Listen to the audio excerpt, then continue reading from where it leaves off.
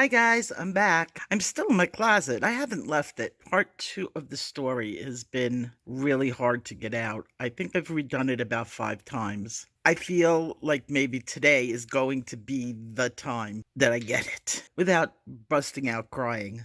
So I'm going to attempt to go through the last part of the story, and then we are going to get on with learning.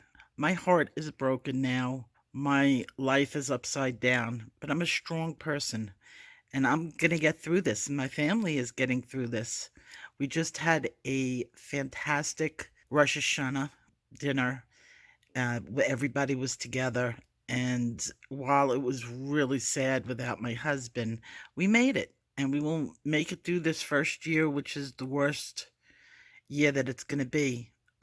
He's going to leave a huge hole in all our hearts that's never going to be filled. But we're going to get through this. So this is part two.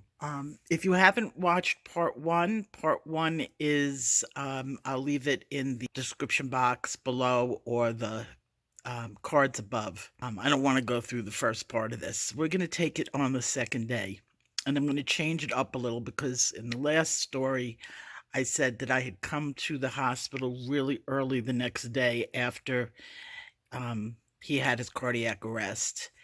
And my daughter watched the video and was like, "Mom, you're not thinking too straight. I was there."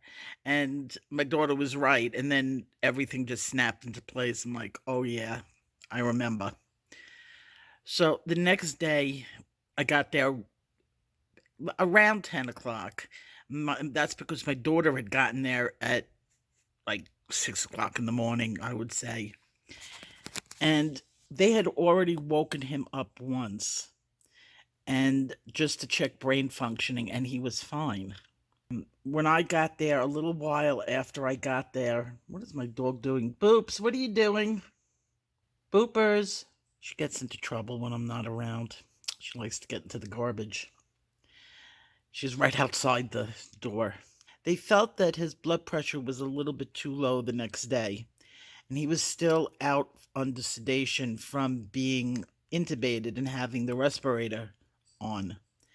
So I sent my daughter home and they sort of stabilized his blood pressure. And by the time I got back into the room, he was awake and he was fully aware. He was unable to talk because of the tube in his throat, but he was able to answer questions using, head movement and hands. And he was even able to write a little bit to answer questions. So I immediately, since this happened the year before, where he was really sick and his heart had stopped, and he got really upset that he couldn't remember much of what happened when it happened. So this time I had no idea he was going to die. Really, I was in denial to the last second. And I thought, he's waking up, he's doing better, even though the doctors and the nurses were telling me no. I don't know why I went into such denial. I think it's just body defense. But I started asking him questions about what happened to him when he died. He was gone for 10 minutes, full 10 minutes. This time he remembered everything in some pretty big details. Now, my family had not a fight or a disagreement, but a discussion about whether or not I should make the video that I have of him answering the questions public or not. And we decided against it, at least for now, because the material, although the story is okay, the material is very, very sensitive to us. I videotaped it for him, not for public viewing, so that he would remember later on. As I said, I was in complete denial at this point. And you can even hear it in my voice on the video that I had no clue how sick he was at this point.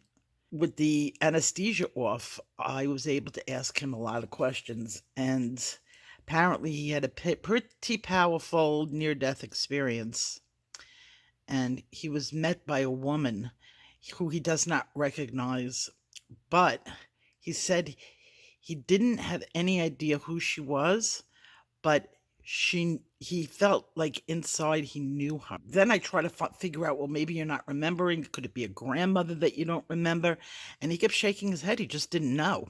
And now looking back on the video, I had asked him, did she say that you were staying here? Is they sent you back for a purpose or whatever? And he wouldn't answer me on that.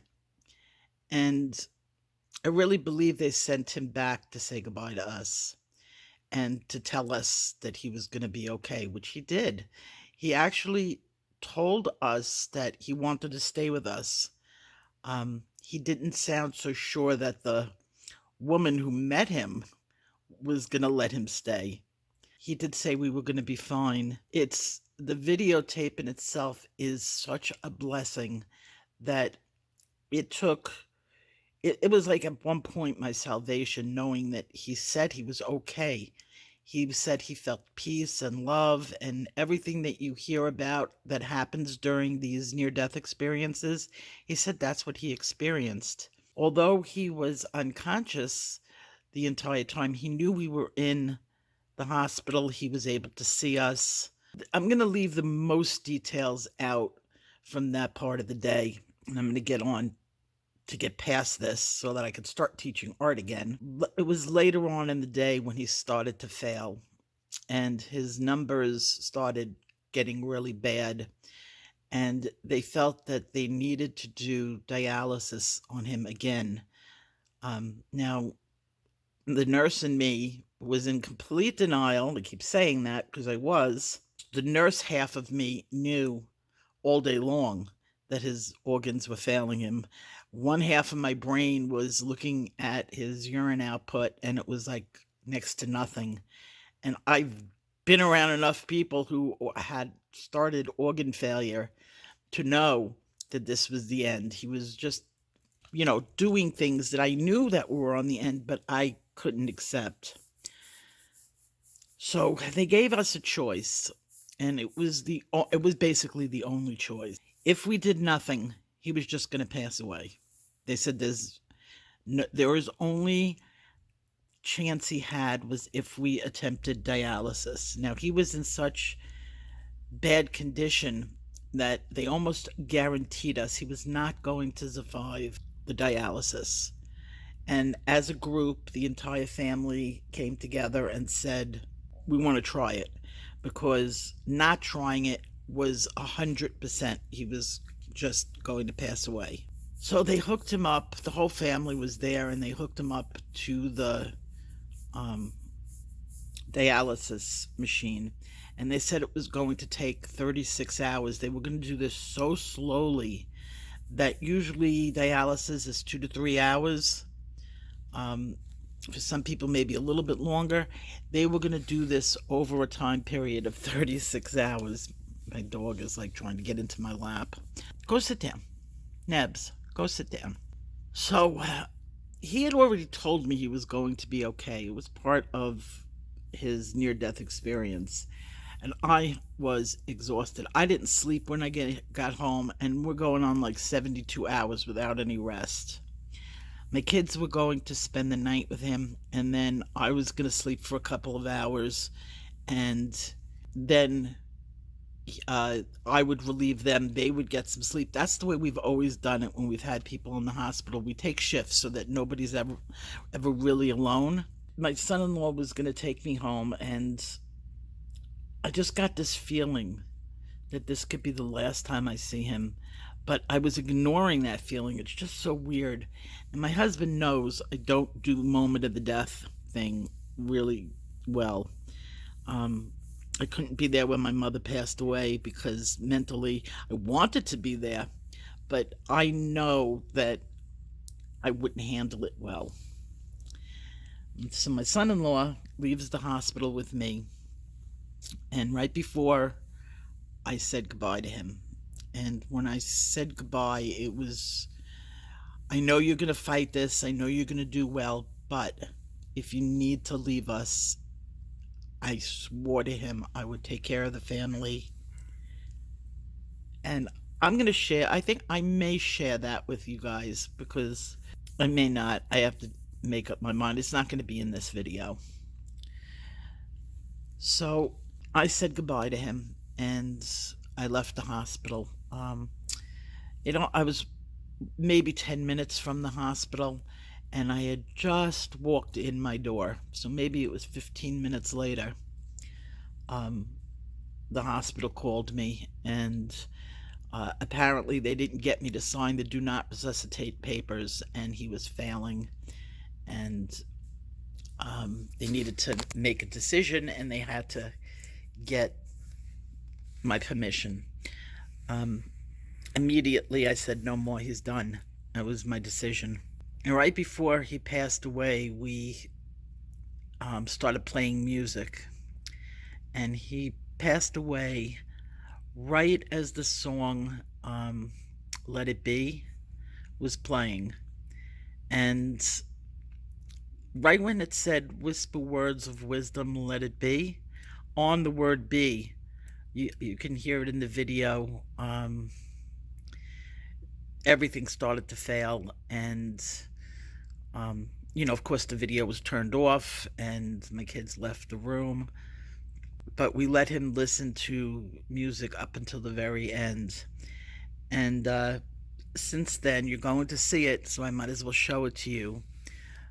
Since his last basic words to us being that he went right at that word be was whisper words of wisdom, let it be. And we all have it on our arms. Everyone, including my father, has the tattoo now. We went through a rough time after that, and unlike a lot of people who like big funerals, and people around, my family kind of all said we just wanted to be left alone. And, people respected us. We had a couple of friends over, but we were really not in the hosting mode for a long time. Now, since then, I've seen my brothers come out and my nephew and my best friends. They've been here. My God, I could not have survived without my friend Alan, my husband's best friend, and his wife Terry. They've been fantastic. Along with all of you who, let me tell you, lifted me up so many times, even when you didn't even know you were lifting me up. I would be like at a really bad point and I would get a message or somebody would write a comment. I didn't get a single troll message. All I got was light and love. On YouTube, that's like next to impossible, and it happened 100%. It and you, some of you don't even know, like messages on Twitter to me and people reaching out. I had people that sent me cards, and my friend Dina drew me some beautiful pictures. I'm going to show you some of the things in another video what people sent. I was sent this little glass angel by one of my subscribers. I'm not even 100% sure who you are. It was a little blue angel with blue roses in it. A little glass angel and the red and the blue roses. Which has a huge significance in my family. Now, you might be an older. I've told that story about the blue roses and my mother, and what that symbol, blue roses, means to my family. And let me tell you, when I opened the box, it had been here for a couple of days. And I didn't notice it because we had gotten so many flowers and food and stuff. And there was this teeny tiny little box from Amazon just sitting there, and it got overlooked for a couple of days. I was like, what is this? And I opened it up right at the point where I was just a couple of days after he had passed away, and I was doing really bad. And this little angel popped out of the box, and I was just floored. I thank you. I actually have that little angel sitting next to his urn, and we had him cremated. And I know that's not the Jewish way, but it's our way. I will explain that in another video. We are very adamant about donating bodies to science because of my daughter having had cancer. Somebody had to have donated their body so their bodies could be used to have tests done on. Um, and my grandparents have been cremated and donated to science. My um, father plans on it. My husband's father, my husband's grandparents. It's what we do. And it's not the Jewish way, but it's our way. So my husband was donated to science. He had he would have let they examine the body and they fix problems. Not medical students, but like new procedures for things. So we were laughing that one of the things that he had fixed was the bunion on his toe that he always complained about. And he had some a drug tested on some of his skin, and I forgot there was one other thing they did. They didn't do anything major. When my father-in-law died, they did a heart procedure on my father-in-law. They only do like one or two tests, and then you get the body back. It's not a cadaver situation, it's specific. They did a heart procedure on my father in law. It was a brand new procedure. My father comes here, and the first thing that happens to him is he needs this procedure done. And it's the same one that they practiced on my father in law. So that's why I will, no matter how religious I am, I will always go with donating my body to science or his. So that's my story. So now it's 3 months later. I am back now. I'm going to hit about once a week, maybe for the first couple of weeks.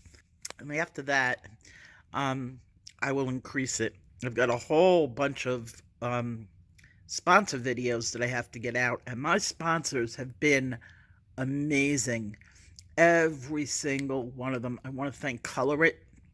Sent me the most beautiful flowers. Really, when I get out of my closet, at some point I will get out of my closet. I will show you guys. They're forever flowers.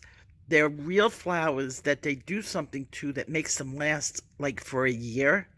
And they're doing great. It's been 3 months and they're still beautiful. I had them on my holiday table. And just everything. So when I come back, I'm going to do I have a brand new art studio, and the walls are all done. The only thing I have to do is get the floor put in, and that I'm still working on picking out what floor I have, but the rest of everything in there is done. All new setup. I actually have room in there to work. There's no more bed in that room. I put the bed in another room. So I have, without that bed being in there, there is so much space in there now. I've got, what else? Oh, uh, Base Paste is going to be on sale in my shop for this season. I had been working on it before he had passed away, and then I just put the whole project down. I haven't done any art in 3 months. Well, that's not true. I did a little sculpture for a friend, and I did one picture, testing out some new markers. So I have so much that I want to do and will be doing with you guys. Honestly, this is my life. I'm a mom and I'm a YouTuber, and that's just about everything that I do now. I just needed this time off, and as you can see, I am okay, and I love you guys to the moon and back. Just, you guys kept me going. You guys kept me lifted. I can't even, Carmine and Melody. Oh, Melody, you were hugs and kisses, and thank you for keeping, to my girls, thank you for keeping my Facebook group going, even though I am completely absent, and I don't even know why you guys are so nice to me. I am the most blessed person in the world, because I just am. and I don't know what I did to deserve you people. I certainly don't know, but I give you all my love, and I will be back with in my next video with a tour of all the work that I've been doing. So take care. I love you guys. Bye-bye.